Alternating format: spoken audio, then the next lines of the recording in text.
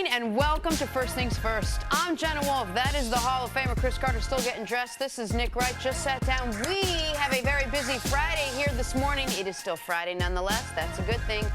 Here's what's on tap today. The Red Sox are going to the World Series. The Broncos destroyed the Cardinals last night. But here we're going to start with Thursday night football. Broncos-Cardinals. Von Miller went around the lineman like he wasn't there. Stripped, recovered. That is, the NFL is going to do an instructional video. This is how you strip sack without actually touching the quarterback. Yeah, this is what we want in what you call the pillow league, see? This is how you dip your shoulder. Oh. That's what they should make a training tape on. That's how you dip your shoulder. And what will not be a training tape is how to play right tackle. Don't get your shoulders turned like that, son. You got to keep your shoulders parallel with the line of scrimmage. All right, finally, Emmanuel Sanders takes a toss, finds a wide-open Cortland Sutton in the end zone. Nice diving catch. Yeah, we can't depend on the case because we got a case of the cases. Let's let one of the wide receivers throw it. Create some offense, taking advantage of all those turnovers they had last night. Good play call by the Broncos. Emmanuel Sanders with a perfect pass. Emmanuel Sanders, I feel like, is one of the more underrated receivers in the league. Hadn't had great quarterback play the last 5 years, or last 4 years, I should say, yet continued to be very productive and now showing off his arm. Yeah, the wide receivers in Denver have not been very productive since Peyton Manning left. So, but Emmanuel's been the most productive. Some people would like to say they was overrated when Peyton was there, and now they've come back down to earth. Sticking with Thursday night football, Von Miller promised a good old-fashioned butt whooping earlier in the week, and then he went out and delivered a good old-fashioned butt whooping. The Denver defense picking off Josh Rosen 3 times, bringing 2 of them back in the house in the first quarter. Also had 6 sacks, recovered 2 fumbles. Great night for the Denver defense. Rosen left in the 4th with a toe injury. He will be evaluated. The Case Keenums win big, 45-10. Here's Von Miller after the game. Ain't no backing down now. And I think, we have a great football team. We got great leadership. We got a great GM, great owner, great coaches. And we got great players. And I just thought what we was missing is just the confidence part of it. It's a team game, and I know my brothers would have my back. I obviously didn't play up to my standard or even close to it. But, that's why you play another one next week. He seems to be very up in the air about, the difference between the pro game and the college game. It seems he was far more serious about the college game. The pro game, he said earlier in the week, remember, he's like, well, I'm taking this a little more freely. We got another one next week, so I think I'm maybe pitting myself to a corner here, but those were my original thoughts when I saw this post-game press conference. We'll get to that in a second. Last night's game, was it more about the Broncos' great defense or what you saw or didn't see from the Cardinals on offense? Well, I think it's about both. Von Miller did make a statement. Very, very rare you see a player of his ability to take over a press conference and say what he's going to try to do during the game. And he put the message out there as far as the organization. We're a lot better. I expect a lot better, and it starts with me. I like that leadership that he provided, and he showed that. Like he showed from the beginning of the game, they were playing at a different gear than Arizona. Now, Arizona, with a rookie quarterback, this is one of the worst offenses that we've seen. In the first 7 games, they're averaging about 220 yards offense. Since the new millennium, since 2000, man, we've only had a couple teams now that have played as bad as them. The Cleveland Browns, I think, in 2002, the Texans early there, 2000. With David Carr. Yeah, so this is a bad offense. Right now, in the easiest time to be able to throw the football, they're averaging 220 yards of offense. That's going to be a problem. And, Nick, I told you before the draft, all these quarterbacks, no matter where they go, a lot of their success will be determined on how much do they get hit in their rookie year. Because there's a couple of these kids, they grew up in a couple of towns that end with beach on them. And I've been watching this game a long time. And you can get the football knocked out of you. So I'm concerned with that offense that's struggling, not only with the quarterback, that bad offensive line. They've been bad in that offensive line for a number of years. David Johnson, somehow they've made him disappear. And if right after they paid him. And if that quarterback continues to get hit, you're going to have problems in Arizona. You can't develop a quarterback with him getting up off of his backside. Which is why, in order to try to get something out of this season, in order to try to get something out of David Johnson, and in order to try to make sure Josh Rosen does not have the football knocked out of him, I think they need to strongly consider a coordinator change in Arizona.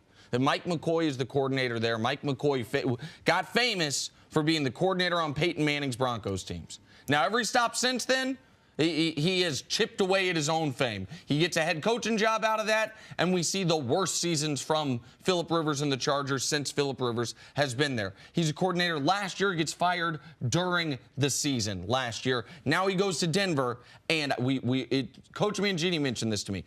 Firing season opened when Tampa Bay moved on from their coordinator. Now it's open season. Stink said yesterday that if the Broncos if they lost yesterday, Vance Joseph's job would be on the line. Obviously, Arizona's not going to change their head coach. He's a brand new head coach. But when you are getting this little production from an offense that has David Johnson, that still has Larry Fitzgerald even in year 15, that has a receiver that I think is really interesting in Christian Kirk. Yes. I like Ricky Seals-Jones at tight end.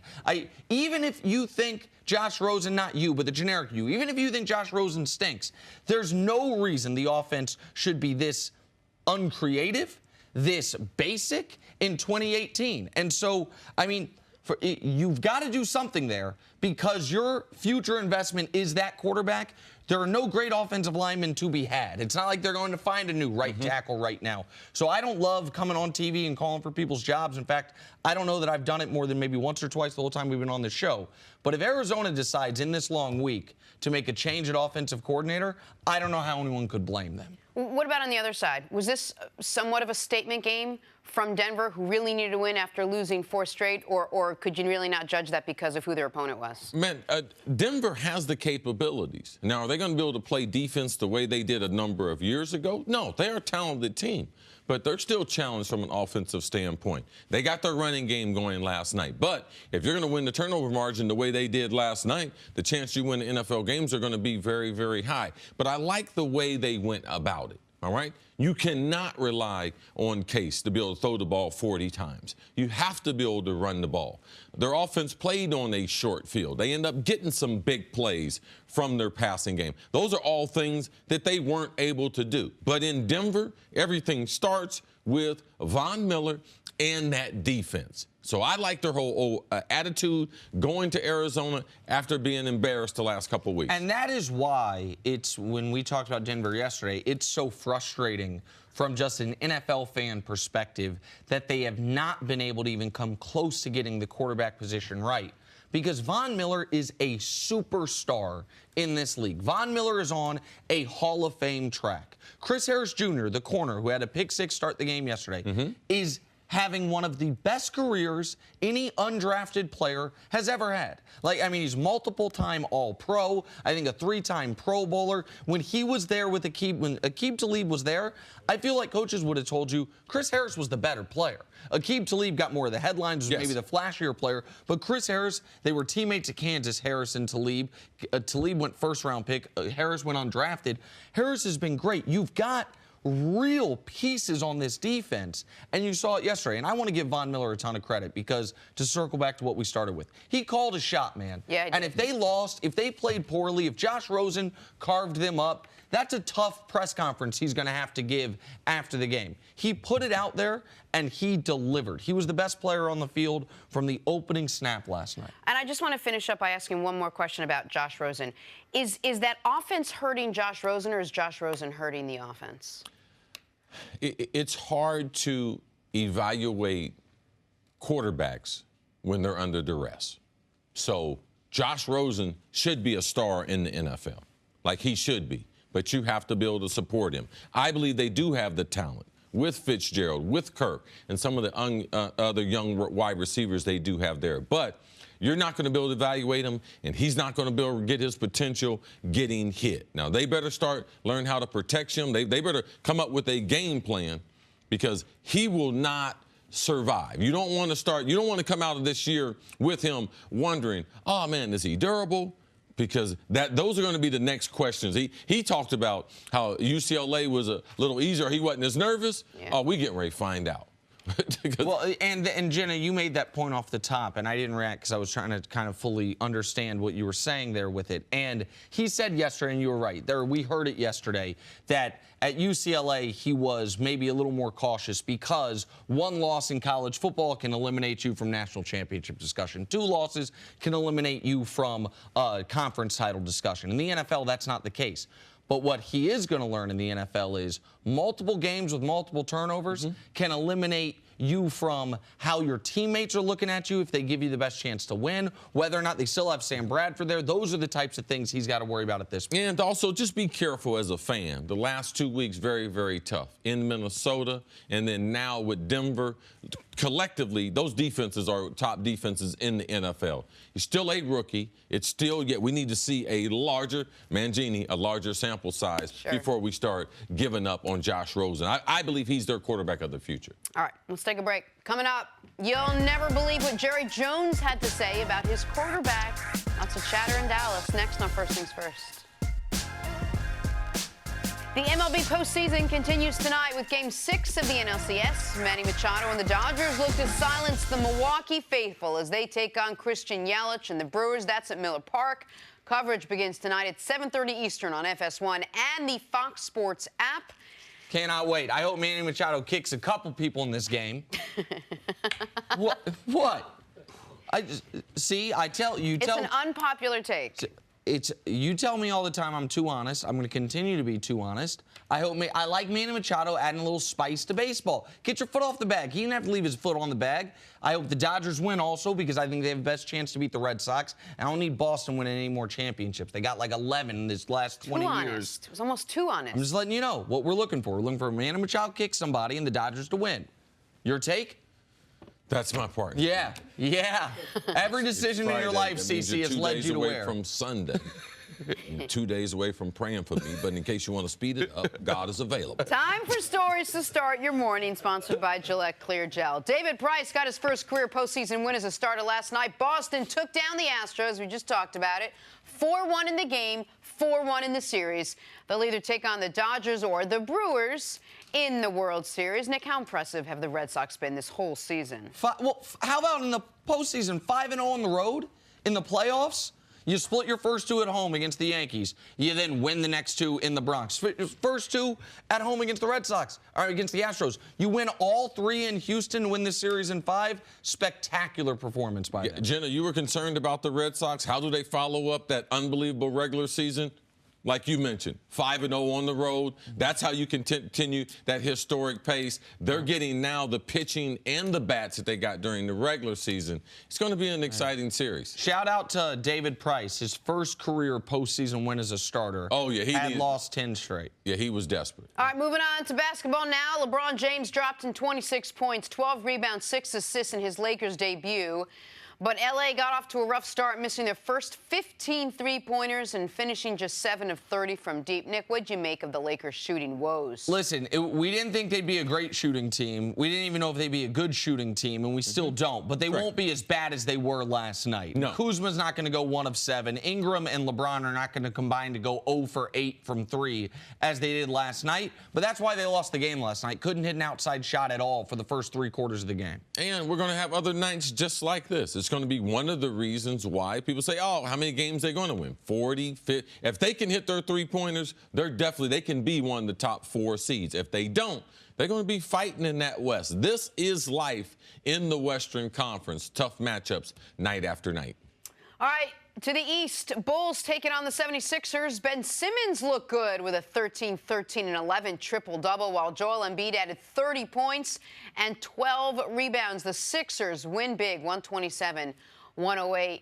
Nick, this is the Philly team you thought you were going to see right out of the gate. And it's the Bulls team I know we're going to see all year long, one of the worst teams in basketball. Philly, in the first quarter last night, I was concerned. They gave up 41 points in the first quarter to a bad Bulls team. They gave up 35 points in the next 2 quarters combined. And we saw most teams are not going to have an answer for your pick preseason for MVP, Joel Embiid. He dominated this basketball game. Simmons was really good. Embiid was the best player on the court. Yeah, it's good to see that they have a style. Joel Embiid, he's not going to lie on the three-point line. He's going to be a post-up player, phenomenal two-way player, amazing on the defensive glass and rejecting shots. But to me, the best thing was the coach, Brett Brown, playing Markelle Fultz, playing those 32 minutes, not giving up on him. You could see with the fan support, how very rare is it to see a standing ovation for a starting player to hit a three-pointer. That's what we saw last night. That's what we must continue to watch in Philadelphia. All right, let's move on to the Cowboys, where Dak Prescott is coming off his best game of the season. This weekend, it's a crucial divisional matchup against Washington. Owner Jerry Jones knows exactly who the Cowboys quarterback of the future is, saying, quote, "He's long-term. Anything we need to see and need to know, I see with him. He's not a bus driver. He's a weapon. And as mobility diminishes, then you'll pick up where he is with that great decision-making, with the mind he's got. I take offense with any serious projected criticism about his accuracy. He can get the ball within the circumference of where receivers can catch it. They need to help." I had to go back and look to see exactly who he was referring to here, and it was indeed Dak Prescott and not Tony Romo or Troy Aikman. I checked that 3 times just to make sure. What's your reaction? When he says the Jerry's? circumference of where they can catch the ball, I'm sorry to interrupt. He means the catch radius. That's the way most people would say it. He can get it to receivers' catch radius, I think, is what Jerry's talking about there. But in his head, it looked like a circle. So there is no, I get it. Your circumference. catch radius all around. Go ahead, see. Well, this is the thing. I'll go to the back end of the comment. And that's about after the circumference, that was the wide receivers need to help. Well, Jerry picked the wide receivers. I mean, he went to the Beyonce concert with his best option as a wide receiver, decided to send him on his way and not bring him back to the Cowboys where they practice. So, Jerry, you're picking the players. You're responsible for who Dak's playing with. And I understand every person, and, man, it took me a while to realize this. Every person has their own reality. Nick Wright's got his own reality. Jenna Wolfe's got her own reality. And Jerry Jones definitely has his own reality. Now, he would love for it to end that way. But right now, he's doing some serious projections. And I thought that they were still in the dating process. I didn't know they was getting married. Right. That's got to be news. So to me, forget about the wide receivers. Dallas should always have good wide receivers. It's a great place to be and to play. They don't. The quarterback, the owner's saying, I'm ready to get committed, married long-term, and man, Dak don't know who he is. Like, Dak don't know what kind of quarterback he's going to be in 3 or 4 years. I haven't seen the decision-making. I haven't seen the overall arm strength that I could trust Dak. With the number of quarterbacks that are passing the ball successfully, that I'm getting ready to settle. Now, as a guy who, I haven't been single much of my life, but Here we go. I just don't know if Dak, if he's marriable right now. Right. You'd be settling. You'd be settling, and you don't have to. Yes. I mean, Wait, do you go not ahead, have see. to? Go ahead. Hold on. No, I'm going to pass it right now. He's about to do something. No, because I just. It's too early to get yourself in trouble. Yeah, Jerry, you're the Cowboys. Okay. Does Jerry know what team he owns? Exactly right. I mean, if this is America's team, do you think Dak Prescott, of all the skills that we see, all right, and the college quarterbacks that we'll see come out the next 2 years, do you think that you're going to bet your life savings on Dak Prescott? No, let's not do that, Jerry. You're just a little strong right now. Who did Jerry and Des went to concert to see who? See? The Queen Bee. Beyonce. Yes. Beyonce wasn't settling. Beyonce had a bunch of guys come after her as her rise to stardom. You know what she waited for? Oh, the king of hip-hop, Jay-Z. The Cowboys are the Beyonce of the National Football League. They are the most prominent.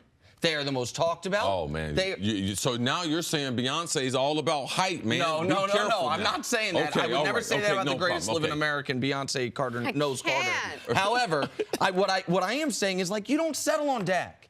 And listen, Dak, you joke But about, you don't have to make up your mind today. Exactly right. You joke about my roster of clients in my burgeoning agency. Dak's not one of them. But if he were, if I'm his agent and I hear those comments, you know what I'm doing next?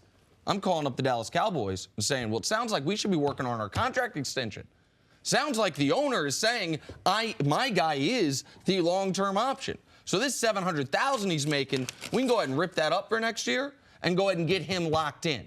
And that is a dangerous game to play because the Cowboys, their path to being a team that is as good for how often they're talked about is to go along with this offensive line and Zeke, a young stud, cheap quarterback. Yes, cheap. Cheap. Their path is they already have built in what the Eagles and the Chiefs, and not the receivers part of the Chiefs, but the weapons, the offensive line, the running back. Now they just you plug in that first-round rookie quarterback. You plug in that rookie contract quarterback.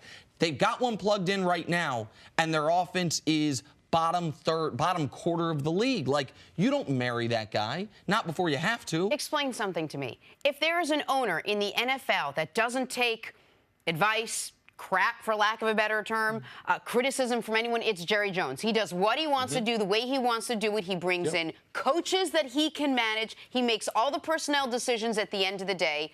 Why would he ever want to settle? Why does he care about what loyalty does he have right now to Dak Prescott when he had no loyalty, as we talked about, to Dez? One of the biggest problems, Jenna, is when you do a radio show every week, people got questions, and then you have comments, and then now you have to live up to these comments. This is not a decision that Jerry is in the best interest of the Dallas Cowboys. Even if he feels it is, he needs to be able to delay giving Dak a contract as soon as possible. He can't give Dak and Zeke a contract. Now, do you think Zeke's agent going to allow Dak to go in there and get 20-something million, where Zeke is the most important part as far as their offense? So, well, and I would go, I don't think it's just the radio show. I think if we're going to continue this tortured analogy one step further, you got to remember, Jerry left his wife for Dak. Tony Romo, who he loved and adored, he said, no, I'm moving on to the younger, better, sexier option. But at the time, it was the right decision. He had a fantastic first year. Yeah, he did have a fantastic first year. But now, if Dak wasn't the right choice, then we revisit, did you push Tony Romo out the door too early? So you've got the person you got to be right on him. Like Jerry, I don't think it's just they did the radio interview. I think it's that he committed himself to Dak, whether he was saying it publicly or not. The moment he let Tony Romo know, so it's pride. You better go into broadcasting. You better find another team, because this guy we found out in Mississippi State's the next quarterback of the Dallas Cowboys. I used to tell guys all the time, hey, man, be careful what you think about that player. I mean, that guy can't play. If the ownership thinks he can play, you better start changing your mind to think he can play, because the guy's going to be here. So regardless of what we think, what we say, it lets you know that Dak Prescott's going to be the quarterback in Dallas for a long time. All right, we got to take a break. Coming up, we'll talk about two guys who definitely can play. Can Khalil Mack and the Bears defense slow down Tom Brady and the Patriots? Next on First Things First. Back here, First Things First, we're joined by former Super Bowl champ Cris Canty. Cris. Good morning, Jenna. Good morning, bro. Proudly wearing your Virginia colors. Yeah, big win over Miami last week. See if the guys can double up and follow that up with another big win. Have you been wearing that suit every day since? No, I haven't. Okay. Actually, Jenna. Just I making wouldn't. sure. I wouldn't No, do he that. was saving it for us. No good reason to do that. Well, just in case you want to keep them winning. no you'll good reason to give do them that. good Touche, sir. juju. Let's keep this rolling. Patriots taking on the Bears on Sunday. Tom Brady versus the guy looking to make Tom Brady look bad, Khalil Mack. The Pats are riding a 3-game win streak, but have yet to win on the road this season. And at last check, this game was on the road. One thing to note, Mack has missed the last 2 practices with an ankle injury, but is expected to play in this one. So, Canty, how does the Patriots offense match up with this Bears defense on Sunday? Well, I think the Patriots offense, as constituted, matches up against any defense well. When you look at the weapons that Tom Brady now has, Julian Edelman and Josh Gordon to go along with Rob Gronkowski and all the other guys that he got in the backfield with Sony Michel and James White. I mean, this is a special offense, and that's why it took a little bit off for this offense to start to click, because you were missing some of those elements earlier in the season with the suspension, and then, they didn't have anybody outside the numbers as a receiving threat other than Gronkowski. So it took a while for this offense to kind of pick up the pace. But what you've seen, what they've done in the last 3 weeks, being able to score 38 points in consecutive weeks, going up against the Miami Dolphins and the Indianapolis Colts, and then following that up with a 43-point performance last Sunday night against the Chiefs.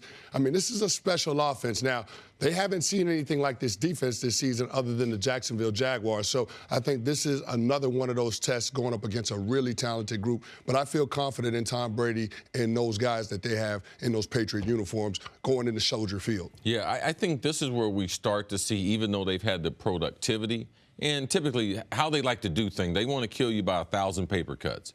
Either throwing the ball to the flat. Sony Michel running the ball is a different version of this New England team that we haven't seen consistently the last couple years. They like moving the ball through the air. But I just believe now the explosive plays are going to start to come back.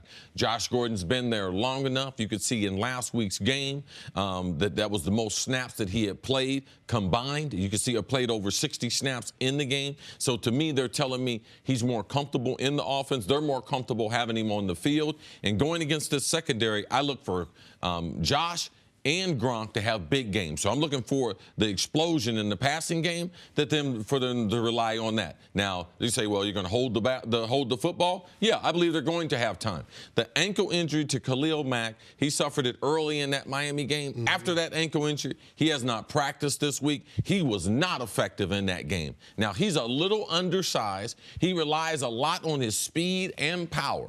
Now, you have an ankle injury. The field in Soldier Field is never a great surface, so I believe it's more of a mudding, thick surface. You understand what I'm talking about? That kind of Kentucky bluegrass, not that Bermuda. It's a slow track. Yes, it's a very, very slow track there in Green Bay. So in Chicago. Yeah, I know. Oh, both and of Green Bay. Yeah, Sorry. both of, yeah, I know you don't travel around the league. You're just giving a league-wide grass report. All right, the grass in that part of the country doesn't grow quite the same way as it does more down south. So I just believe it will affect him. I believe he will be neutralized, and the Smith, the rookie linebacker, watch him take advantage of his overall aggressiveness and him being a rookie.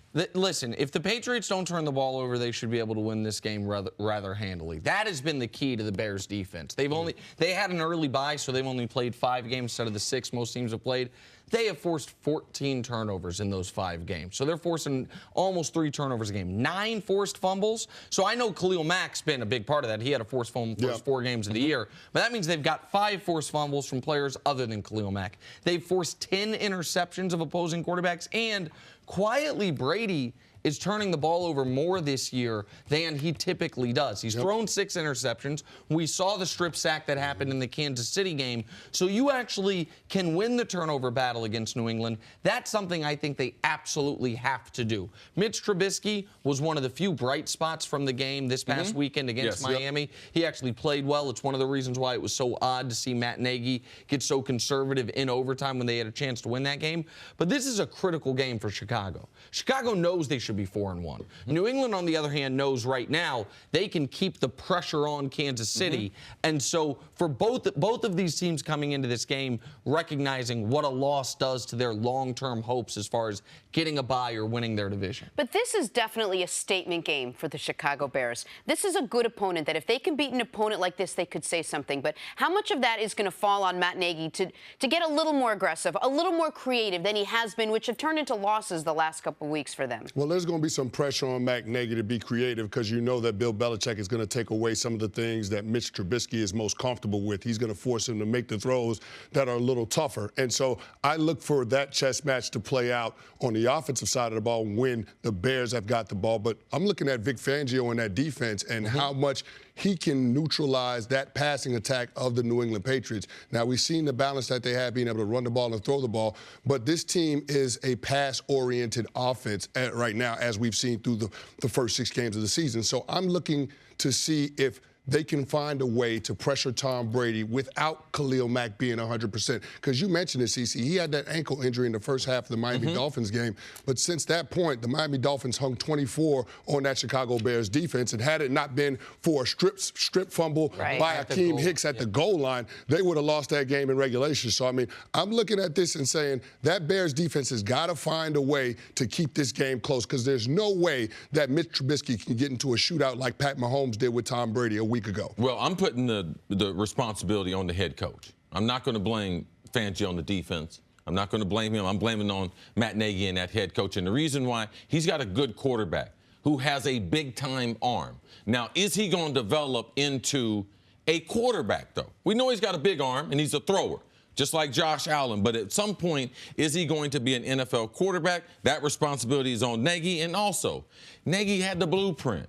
And that was what Andy Reid, his mentor, did last week. Now, is he going to trust his quarterback the way Andy Reid trusted his quarterback? Because Nagy runs the same system of what they're running in Kansas City. All right, I'm glad you brought up Andy Reid, and then I want to ask you a question. In the last 5 years, 4 times a team has scored 40 points on the Patriots. 3 times, Andy Reid coached Chiefs. 1 time, Doug Peterson coached Eagles in the Super Bowl. Who's Doug Peterson part of whose coaching tree? Andy Reid. So Matt Nagy part of that tree. But you mentioned something that we've talked about a lot off the air that I want you to kind of elaborate on for the audience. The difference between being a guy that can throw the ball really well and a quarterback. Like that, because that you said it there, but you glossed over it. Explain what you're talking about there, because we know there are guys that can throw the ball really well that never turned into quarterbacks. We don't know which direction Trubisky's going to go. So explain what you're talking about. Yes, and at some point you have to take that skill level and to be able to appropriate it to the game. And you want their skill level that you can start to actually see it, as you can start to see with Baker Mayfield. He is not just a thrower of the football. He's a quarterback, and it goes into how you're going to be a leader, how you're going to throw certain passes, and you can see it. Like ultimately, it's like the combine. Do you take that athlete and put him into the system in the NFL, and they can ultimately play? Whatever position they are they able to transfer that skill? And that's what we want to see with these quarterbacks. Ultimately, I want a quarterback. I don't want a guy who can just throw the football. I want a guy who's a born leader, a guy who can take a hit, a guy who can adjust his throws, and a guy who can play in multiple systems. That's what I mean when I'm talking about quarterbacking compared to just being a thrower of the football. Nate Peterman. Stick around. He's neither. Cris, None of the coming above. up, did the Broncos no matter what save you guys their season? say about me, my Lord Jesus Christ, he's with going to be a dominant with win over me. the Cardinals He last will night. not leave me nor forsake. How can I? Okay, first things first. Back here with Cris Canty, we are going viral. Earlier in the week, Bill Belichick was asked if Khalil Mack compares to Lawrence Taylor. We talked about it on the show yesterday. Nick called LT possibly the greatest football player ever. Seems like LT agrees. He replied to our post saying, quote, "I played to leave it all on the field. Hashtag lights out football." Not the greatest still image of me, eyes closed, mouth open, looking like Draymond Green. But Look like you. The point got across, the right? point got across. There you go. If people didn't watch, I didn't say LT's the greatest football player ever. I think that football's the hardest sport to actually do that. Yeah. But if we were to make a list, and someone had him at the top of the list, you can't say they're wrong. So he would be on the Mount Rushmore of football players. We can make some Mount Rushmores if you'd like. Listen, this year when they introduced Ray Lewis into the Hall of Fame, they were getting ready to introduce Ray, and I was standing next to LT. I spent a lot of time with LT. He's a lot of fun. I was like, LT, he told me in the back, he better than you. He said, shit, he ain't tell you that. He don't even believe that. So, LT, he's one of the greatest ever. Ever, without question. No Brady, doubt about it. Rice, Lawrence Taylor. There's one Mount Rushmore spot open. Jim Brown. Reggie White. Jim Brown. There's no spots open, actually. Jim Brown, Brady, Rice, Lawrence Taylor. There's your Mount Rushmore. Got to consider Reggie White. That's all I'm going to say. Got to consider Reggie White. Rest in peace, Reggie White. Deion Sanders. I got love for all y'all. But there it is. Jim Brown last week, they might have took him off the round. Jim Brown, man, God bless you, Jim. Jim called me. Jim played himself off it. All right, back to last night's game. Von Miller promised a good old-fashioned. I'm out here just trying to serve. You with the wrong guy. He promised a good old-fashioned butt-whooping, Canty, and then he went out and delivered a good old-fashioned butt-whooping, Canty. The Denver defense picking off Josh Rosen 3 times, bringing 2 of those back for points in the first quarter. Also had 6 sacks, recovered 2 fumbles. Maybe Von Miller can predict the future. Josh Rosen left in the 4th with a toe injury. He'll be evaluated. Broncos win big 45-10. Here is the fortune teller himself, Von Miller. Ain't no backing down now. And I think, we have a great football team. We got great leadership. We got a great GM, great owner, great coaches. And we got great players. And I just thought what we was missing is just the confidence part of it. It's a team game, and I know my brothers would have my back. I obviously didn't play up to my standard or even close to it. But, that's why you play another one next week. Kenny, this was one of those games where Von Miller had enough, where he's like, I don't take all your previews, throw them. I'm getting out there. I will win this game. It is going to be an all. You ever put yourself in a position like that? You ever have an opponent where just cast all the numbers and stats aside? It was just going to be you were going to go out there and grind it out and win it? No, I did that one time, and even though it worked out for us, I kind of regret doing it. So I called my shot in the Super Bowl. I said, everybody in New York, get ready for a really good game against the Patriots in Super Bowl 46, and get ready for the parade on Tuesday.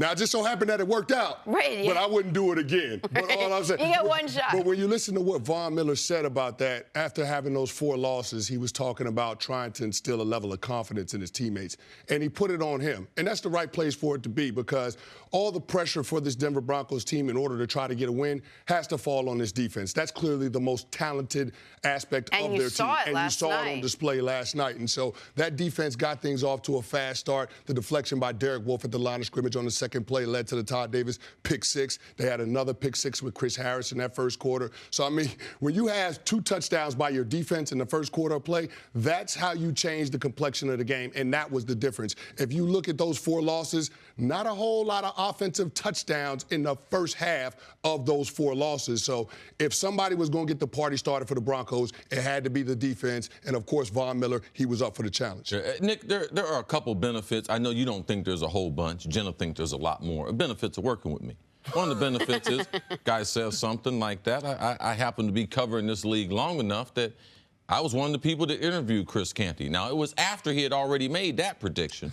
So Canty not necessarily telling us the whole truth, because even after he made that prediction about the parade, you know, I asked him, you know, man, what's the story behind the story? Did you look at the film, feel as if you guys have great matchups in this game? He said, yeah, we feel like we have good matchups. We know the only way you can beat Tom Brady is by going through the center and the guard of the New England Patriots. I said, yeah, but is there anything else? He said, yeah, there's a little something else, Chris. I was like, what is it? He said, man, we played them that last game of the regular season, man, they disrespected me. And I said, what? He was like, yeah, this is about respect. I'm going to go out there and create some respect. So Von Miller, man, a lot of times this is about respect. That defense, as well as they've played, led them to 2 Super Bowl appearances, led them to Peyton Manning getting his 2nd Super Bowl. Man, they've been disrespected, and he was going out there to be able to earn some of that respect back. And sometimes it's not about scheme. It's about I'm getting ready to force my will, and that's what we see sometime in this league with great players. I thought it was great leadership by Von, because it's hard not to follow his lead. And you could see instantly, I'm playing left end, I'm playing right end, they're double teaming me. I don't care. I'm not going to make excuses. And that's what great players do. That's what great leaders do. They don't sit around and point at everyone else. Oh, it's that guy's fault. It's that guy's fault. Yeah, it's a team game, but it starts with a lot of great individual efforts. And that's what I saw last night from Von Miller. On the other side, you got to look at rookie quarterback Josh Rosen. His team his offense didn't help him out at all last night. Listen, I was very high on Josh Rosen going into the draft. After the draft, I said, I think multiple times that I think he's going to have the best career of any of these guys. Now, Baker has, I think, taken the lead in that regard, but I'm still high on Josh Rosen. But last night on my radio show, I talked to a guy named Greg McElroy, who was an excellent college football player, won a couple championships. And he talked about the game he played, which I believe was the last or the second to last NFL game he ever played, for the New York Jets against the San Diego Chargers, that's who they were at the time, when he not only was sacked 11 times, but he was hit or knocked to the ground 34 times. And he said to me last night on the show, man, during that game, I questioned if I was good at football anymore, if I liked football anymore. He said, I'd done this my whole life, and it immediately made me think of you, because you said one of these young quarterbacks might get the football knocked out of him. And he was verbalizing, that's what happened to him. Like, and now, I mean, all credit to him, he's gone to have a very successful broadcasting career, but that day, the football got knocked out of him. That didn't happen to Rosen last night, but it's on the board, it could. If they don't make some significant either schematic changes, personnel changes at the offensive line, find a way to use David Johnson as the weapon that he is, this isn't the biggest guy. And even in today's NFL, you can still get the football knocked out of you. And I was thinking of you when I was watching the game and when I was thinking about Greg McElroy's comments. Yeah, here's the thing. When you're dealing with a young quarterback, you got to make sure that you protect him so he can develop well. Now, you thought that that's what the Cardinals would do when they signed David Johnson to that contract extension before the season started. We thought, okay, at some point we'll see Josh Rosen, but it'll be a heavy dose of David Johnson and put him in situations where he wouldn't be asked to do too much. But last night, because they got down in a hurry, they were forced to throw the ball. And when you are one-dimensional offense going up against that kind of pass rush with Shaq Barrett and Von Miller and Brad Chubb, like, you're going to be in a tough spot. And that's exactly where Rosen found himself. And the fact that Andre Smith and DJ Humphries couldn't lay a hand on those edge guys, that didn't help the matter. And so I think that is what dictated the complexion of last night's game.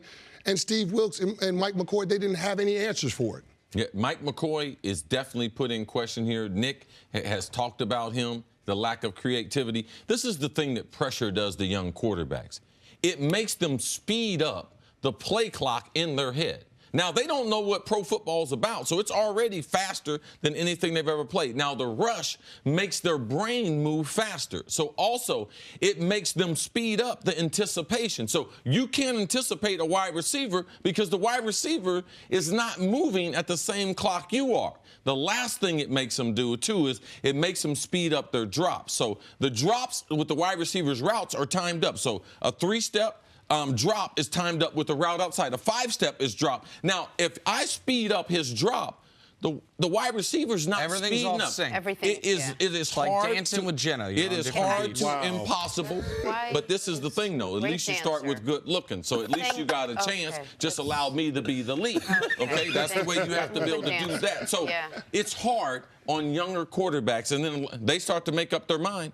Is this business cut out for me? And that's a real question that young quarterback, Marcus Mariota. The reason why Greg McElroy's coming up was because he got sacked 11 times. Yep. And Greg McElroy is the answer to that trivia question. When was the last time someone got sacked 11 times? Right, so Arizona, man, do something for your quarterback. Support your quarterback, and if you have to let go of one of them coaches in the meantime, then it's in the best interest of the organization. Chris Kenny, thank you so much. All right, thank you. Really appreciate it. Coming up, 27 dance moves you haven't seen by me. That's next on First Things First. No. Sunday, it is a great slate of NFL action highlighted by Cam Newton and the Panthers taking on Carson Wentz and the Eagles. Or Kirk Cousins and the Vikings battling the Jets.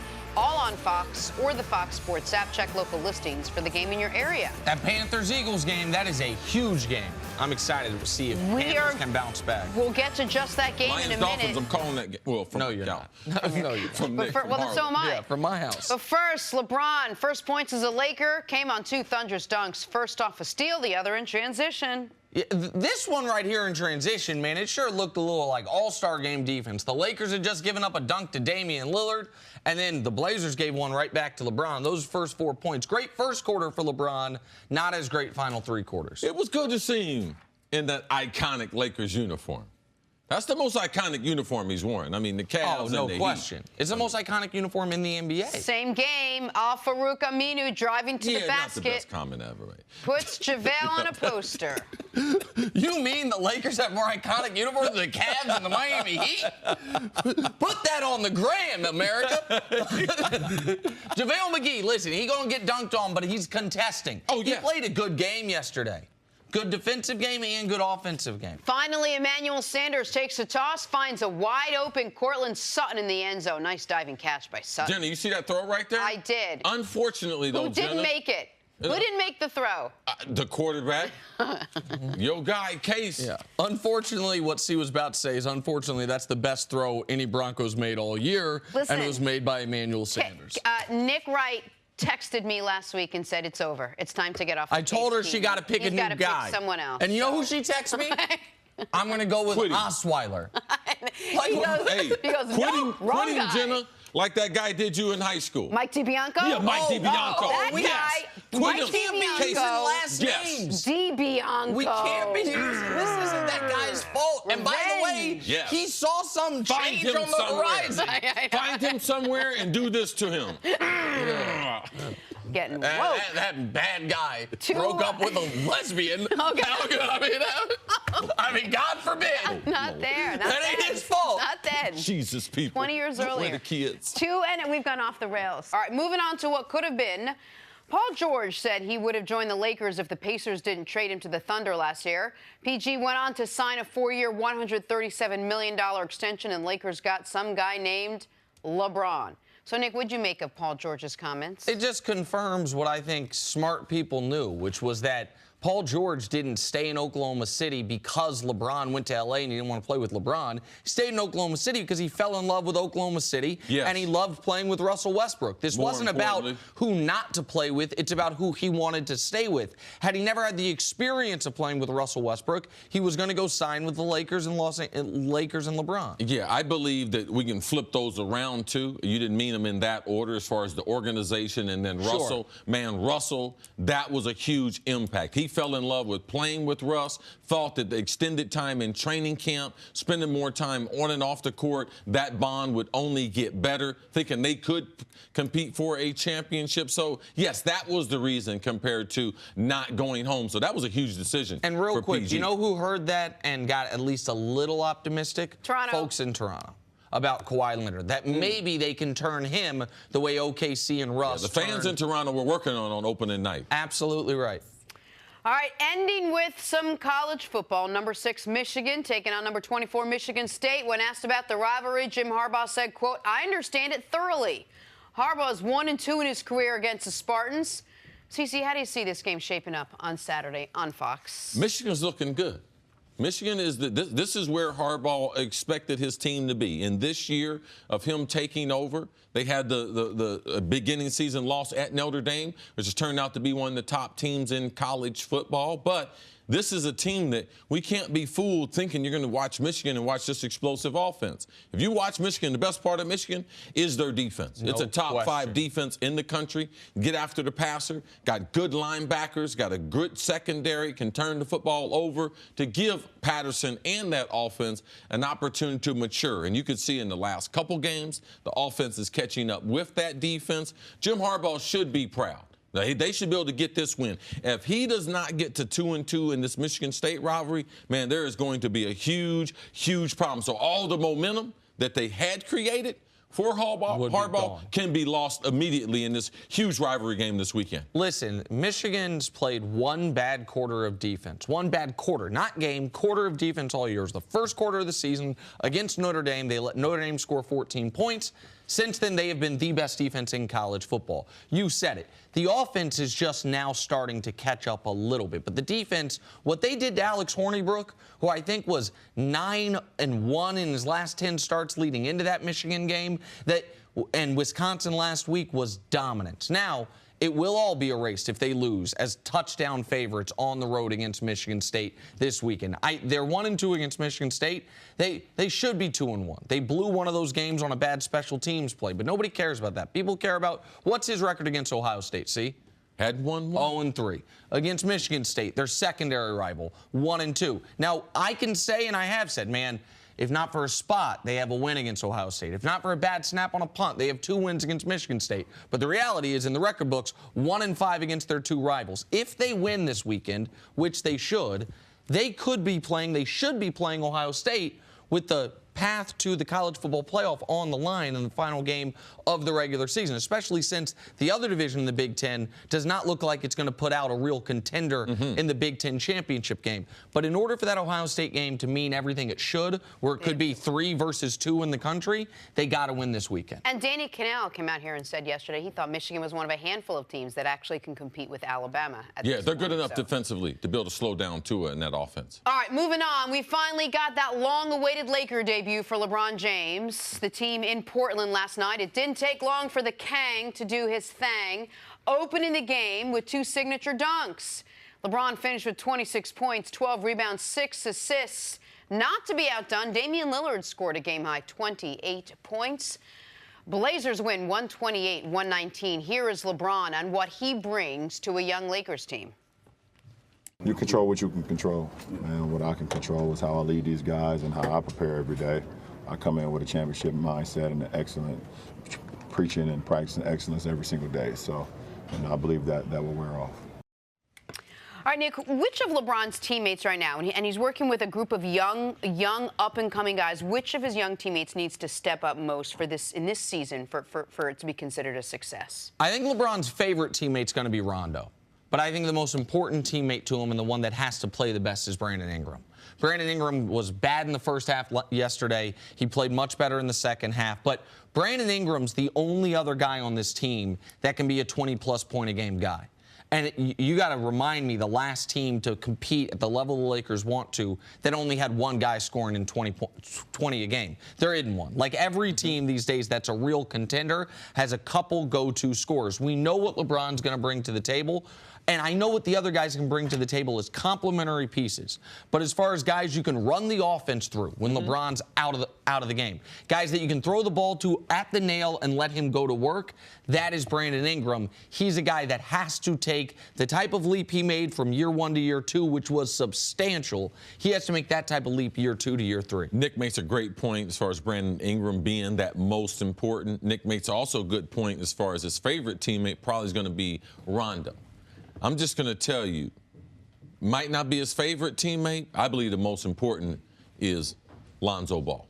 And the reason why is because not only because of his skill set, a lot of it has to do with the organization and what Magic Johnson said. Because if he can be the difference maker at the point guard, it becomes even more attractive who they're going to get in free agency beyond this season. Because in the West, let's not forget who you're competing against.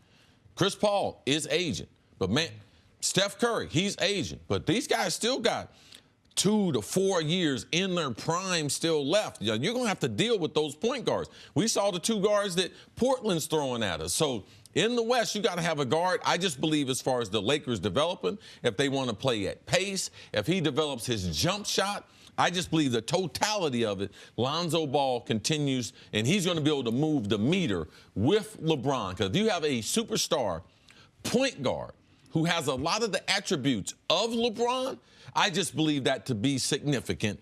Is it more important than his relationship with Rondo?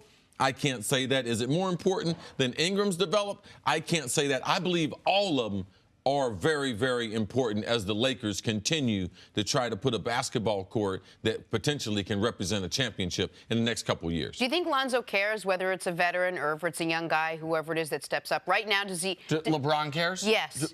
I'm sorry. Do you think he just feels like he can trust the veterans a little bit more? Listen, LeBron's never played with a guy like Rajon Rondo. And that's the reason I mentioned him. He's never played with a guy who can meet him at eye level on not just basketball IQ, because D. Wade could do that, but as far as the first inclination being to pass, to get teammates involved. There were 2 really good moments of leadership last night, one by Rondo coaching up LeBron, and then one when LeBron was mic'd up, and they made a big deal of it on the broadcast, where he went over and he said, guys, if you fall down, stay down. Wait for one of your brothers to come pick you up, to try to remind these guys we have to all be pulling in the same direction. Yeah, and we're trying to create a culture.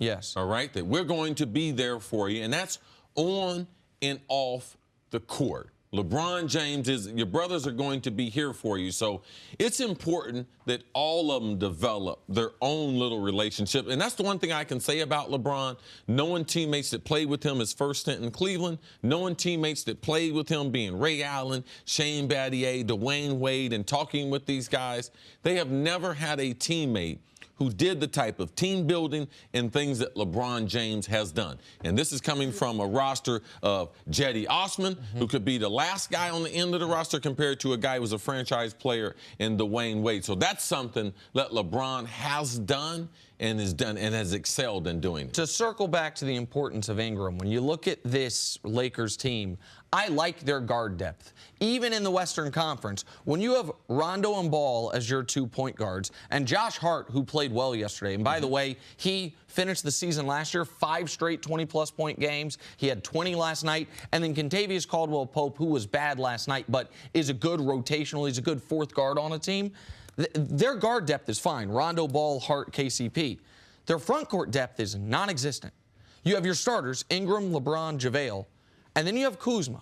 And then who else do you trust? Beasley didn't play any meaningful minutes last night. Lance is there to be an instigator and to once every 2 weeks catch fire. Like, they need, I know they said, oh, we're gonna be careful on LeBron's minutes. No, you're not. He played 38 last night. He's gonna play 38 every night. They need Ingram to be able to do the same thing. They need Ingram to be able to, and they need to be able to run the offense through him in those 10 to 12 minutes a night that LeBron's on the bench. Because no matter who Lonzo is, he's not a guy you're going to run the offense through. He's going to be running the offense himself. Same with Rajon Rondo. He's going to be running the offense himself through somebody else to go score. That's got to be Brandon Ingram. All right, we got to take a break. Coming up, Jerry Jones signs off on who the quarterback of the future is for the Cowboys. That is next on First Things First. Robinhood is an investing app that lets you buy and sell stocks, ETFs, options, and cryptos, all commission-free. They strive to make financial services work for everyone, not just the wealthy. Robinhood is a non-intimidating way for stock market newcomers to invest for the first time with true confidence. Robinhood is simple and intuitive with a clear design that shows data presented in an easy-to-digest way. Here's why I recommend Robinhood. No commission fees. Other brokerages charge up to $10 for every trade, but Robinhood doesn't charge commission fees. Trade stocks and keep all of your profits. It's simple. Easy to understand charts and market data. Place a trade in just 4 taps on your smartphone. Robinhood web platform also lets you view stock collections. Collections are like sectors like entertainment, social media, curated categories like female CEOs, and analyst ratings of buy, hold, sell for every stock. You learn by doing it. Learn how to invest as you build your portfolio. Discover new stocks and track favorite companies with personalized news feeds. Custom notifications for price movements so you never miss the right moment to invest. Robinhood is giving our listeners a free stock, such as Apple, Ford, or Sprint, to help build your portfolio. Sign up at first.robinhood.com. That's first.robinhood.com. Thank you for listening to the First Things First podcast. Remember, leave us a review and tell us what you think. Subscribe to the podcast on Apple Podcasts and catch us on FS1 Monday through Friday, 6:30 a.m. Eastern. For Cris Carter and Nick Wright, I'm Jenna Wolfe. So long, everybody.